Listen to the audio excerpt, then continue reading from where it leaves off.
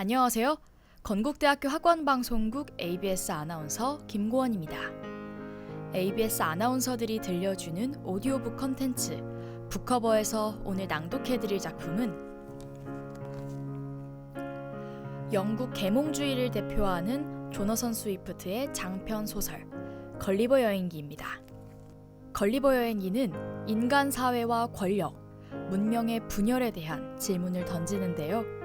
한 학기 동안 ABS 아나운서와 함께 책이 전해주는 풍자와 성찰에 대한 답을 찾아가 봅시다.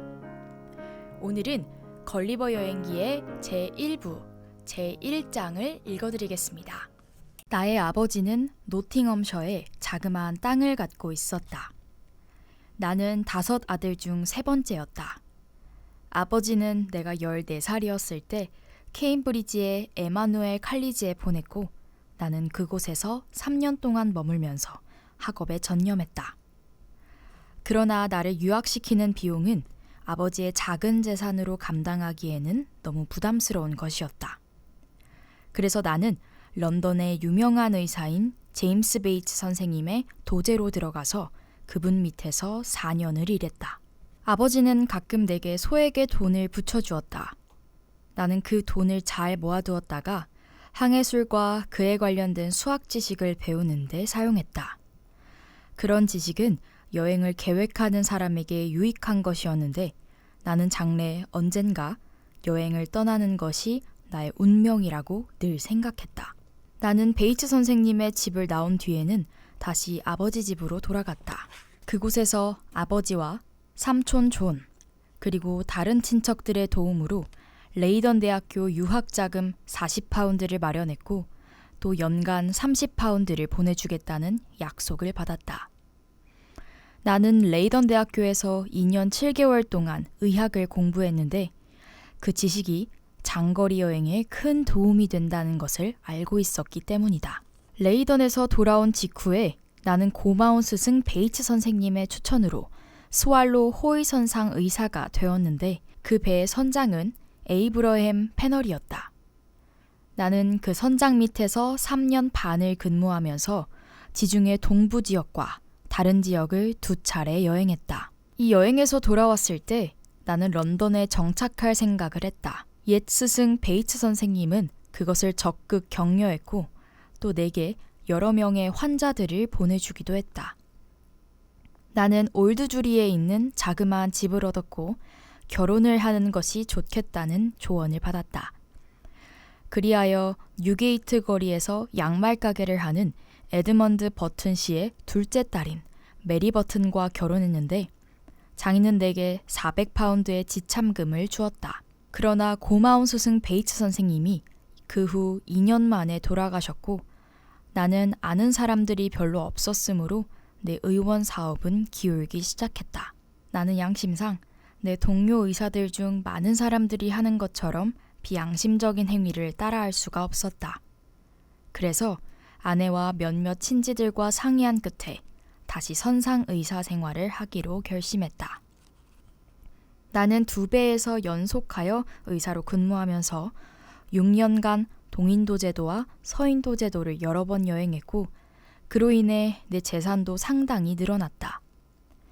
나는 여가 시간이면 고대와 현대의 최고로 뛰어난 작가들의 작품들을 읽으며 시간을 보냈다. 배에 좋은 책들이 다수 갖추어져 있었던 것이다.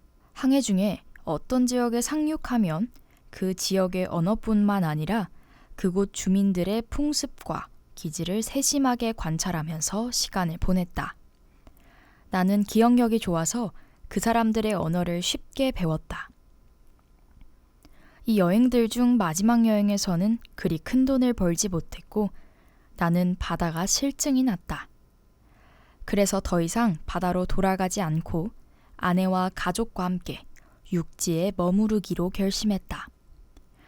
나는 올드주리에서 패터레인으로 이사를 했고 거기서 다시 부두 가까운 지역인 워핑으로 옮겨갔는데 선원들을 내 의원의 환자로 받을 수 있지 않을까 희망했기 때문이다. 그러나 그곳에서의 개업 생활은 별 소득을 올리지 못했다. 의원의 상황이 좋아질 것이라고 기대하면서 3년을 보냈으나 별 성과가 없었고 나는 남태평양으로 출항 예정인 엔틸로프호의 선장 윌리엄 프리처드로부터 좋은 제안을 받아 다시 항해에 나섰다. 우리는 1699년 5월 5일 브리스틀에서 출발했고 항해는 처음엔 아주 순조로웠다. 이 해역에서 벌어진 일들을 자세히 보고하여 독자들을 번거롭게 만드는 것은 적절치 않다고 생각된다. 단지 다음의 사항만 말하면 충분하리라. 동인도 제도로 가는 길에 우리는 폭풍을 만나 태즈메이니아의 북서쪽으로 밀려갔다. 방위를 관측해보니 우리의 위치는 남위 30도 2분이었다. 선원들 중 12명은 과도한 노동과 영양 부족으로 사망했다. 나머지 살아남은 선원들도 아주 허약한 상태였다. 그 해역에서 여름이 시작되는 11월 5일, 해상에는 안개가 자욱하게 끼어 있는데 선원들이 배에서 약 200m 떨어진 지점에 우뚝 솟은 암초를 발견했다. 그러나 바람이 워낙 거세었으므로 우리는 어떻게 해볼 사이도 없이 곧바로 그 암초로 밀려갔고 배는 좌초하여 두 조각이 나고 말았다. 나를 포함하여 선원들 중 6명은 배에서 간신히 벗어났다.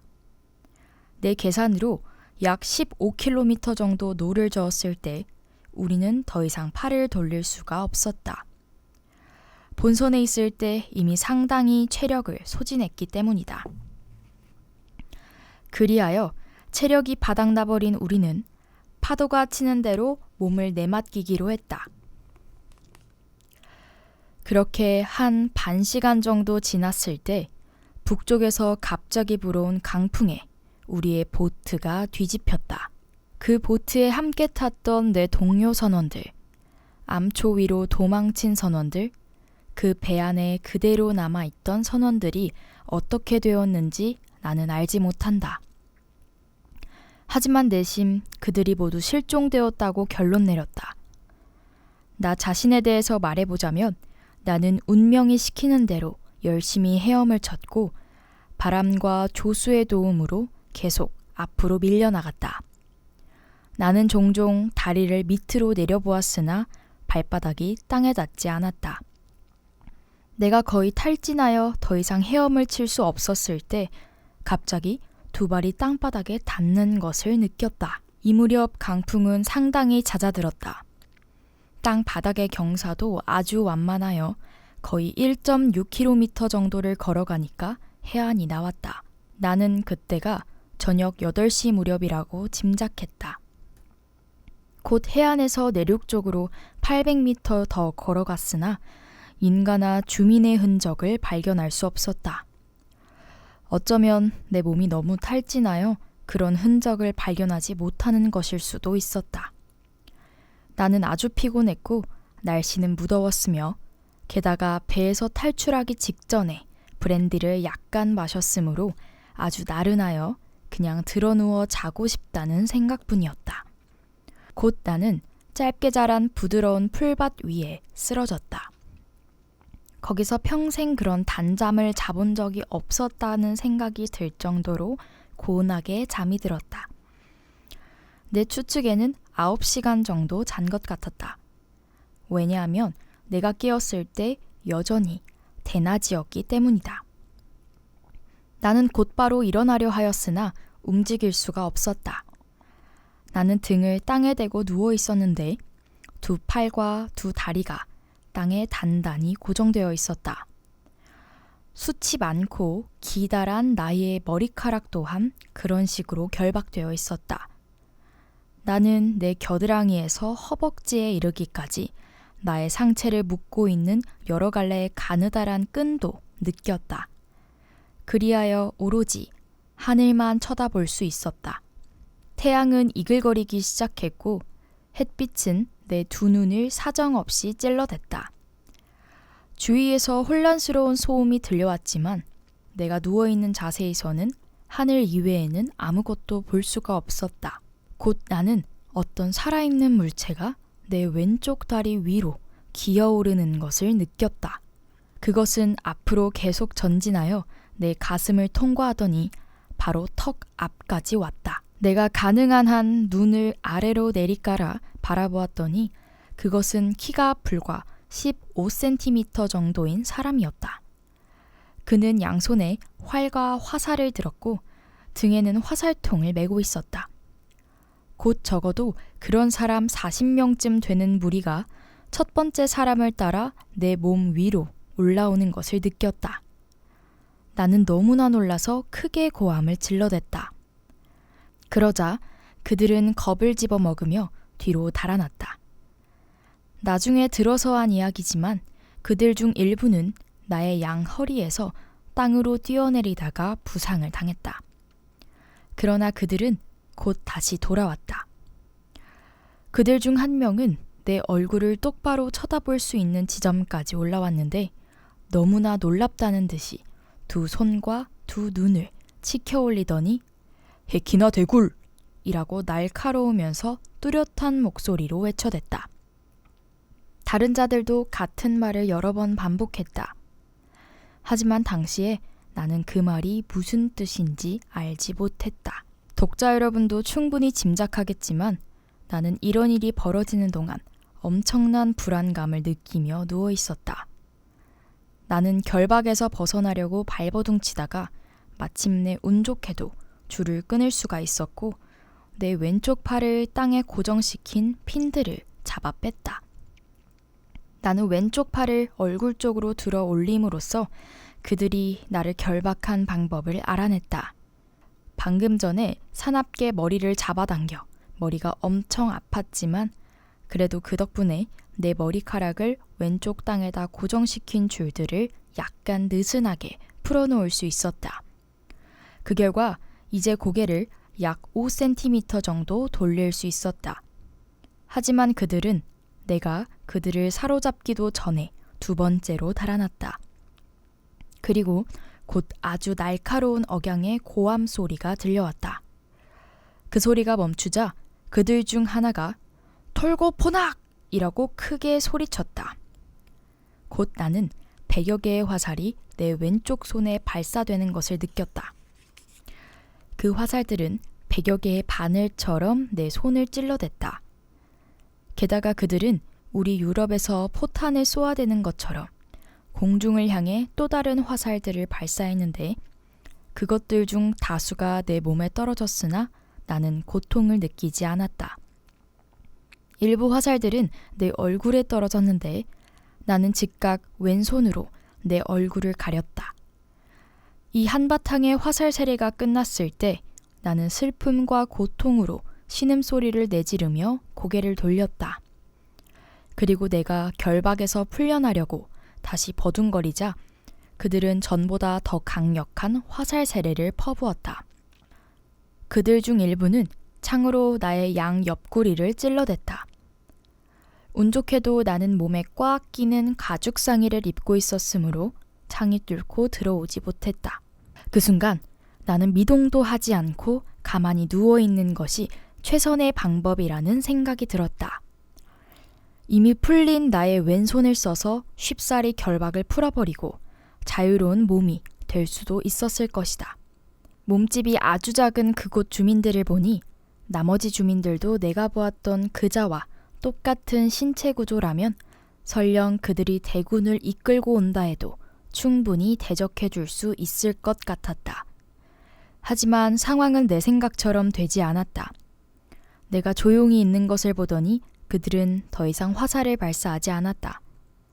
그러나 소음이 점점 심해지는 것을 미루어 볼 때 그들의 숫자가 내 생각보다 훨씬 더 많음을 알 수 있었다.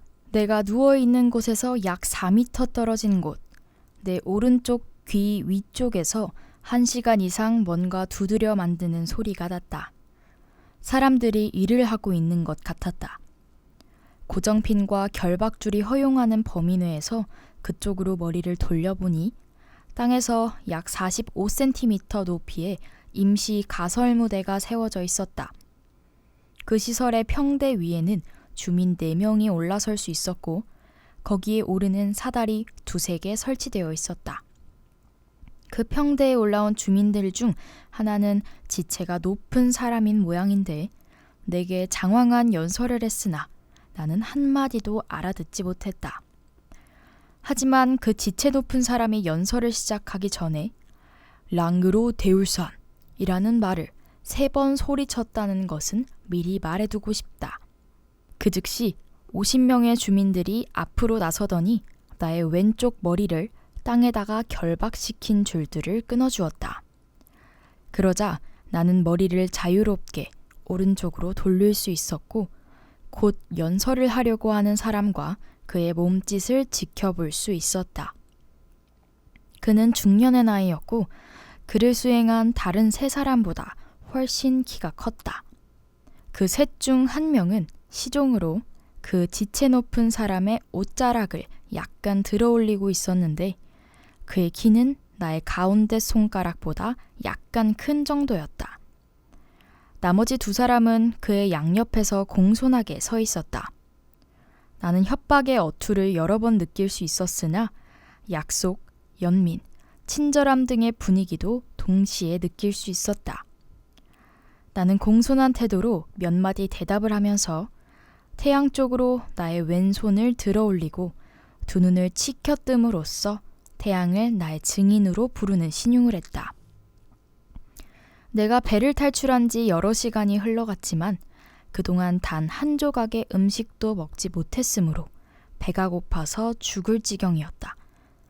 자연의 욕구가 너무나 강력하게 압박해왔으므로 나는 더 이상 조바심을 참지 못하고 손가락을 내 입에 가져다 대면서 음식을 먹고 싶다는 욕구를 표시했다. 후르고는 내 몸짓을 금방 이해했다. 그는 임시 가설 무대에서 내려가더니 여러 개의 사다리를 내 양쪽 옆구리에 설치하라고 명령했다. 그러자 100여 명의 주민들이 사다리를 타고 올라와 내게 접근해 왔다. 그들은 고기가 가득 든 바구니를 들고 있었는데 그 음식은 나에 대한 최초의 첩보를 받은 황제의 명령으로 즉각 준비되어 그곳으로 수송되어 온 것이었다. 바구니 속에는 여러 종류의 고기가 있었지만 맛만 가지고는 어떤 동물의 고기인지는 알 수가 없었다. 양고기처럼 생긴 어깨, 다리, 허리살 등이 잘 조리되어 있었는데 크기는 종달새 날개보다 더 작았다. 나는 그것들을 한 번에 2~3개씩 먹어치웠다. 소총 총알처럼 생긴 빵은 한 번에 3개씩 먹었다. 그들은 나의 식욕과 먹성에 놀라움과 경이로움의 감탄사를 연발하면서 그들이 할 수 있는 한 부지런히 음식을 대주었다. 이어 나는 음료가 필요하다는 몸짓을 했다. 그들은 나의 먹성으로 보아 음료도 보통의 양으로는 감당할 수 없겠다는 것을 알았다. 그들은 재주가 많은 사람들이었으므로 아주 교묘한 기술을 발휘하여 그들 나라에서 제일 큰 통을 줄을 써서 들어올리더니 내 손까지 굴려와서 마개를 땄다. 거기에는 음료가 4분의 1리터 정도밖에 들어있지 않았으므로 나는 단숨에 다 마셔버렸다. 그것은 부르고뉴 와인 같은 맛이 났지만 한결 더 감미로웠다. 그들은 내게 2번째 큰 통을 가져왔고 나는 단숨에 마시고서는 좀 더 가져오라고 손짓을 했다. 하지만 그들은 더 이상 내놓을 통이 없었다. 내가 이런 경이로운 행동을 보이자 그들은 기뻐서 소리쳤고 내 가슴 위에서 춤을 추면서 아까 했던 말인 헤키나 대굴을 몇 차례 반복해서 말했다.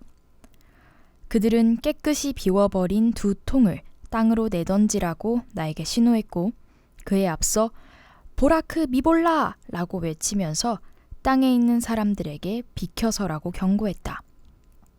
그들은 공중에 떠오르는 2통을 보자 다 같이 헤키나 대굴! 하고 소리쳤다. 솔직히 고백하거니와 나는 그들이 내 몸 위에서 앞뒤로 왔다 갔다 하는 동안에 내 소나기로 잡을 수 있는 40명 혹은 50명을 소나기에 움켜잡고 땅에다 패대기 치고 싶은 욕구를 문득문득 느꼈다. 그러나 아까 몸에 맞았던 화살의 고통이 기억났고 그건 그들이 내게 할 수 있는 최악의 것은 아닌 것 같았다. 또 내가 아까 지체 높은 사람에게 순종적인 태도를 보인 것은 명예를 지키겠다고 약속을 한 것이나 다름없었다. 이런 것들을 생각하면서 그런 공격적 욕구를 억누를 수 있었다. 게다가 엄청난 비용도 아끼지 않고 내게 관대한 대접을 해준 사람들에게 나 또한 상호 우위의 정을 베풀어야 마땅하다고 생각했다. 오늘은 걸리버 여행기의 제1부, 제1장 절반을 읽어드렸습니다. 과연 주인공은 앞으로 어떤 일들이 펼쳐질까요? 다음 영상에서 확인해 주시기 바랍니다.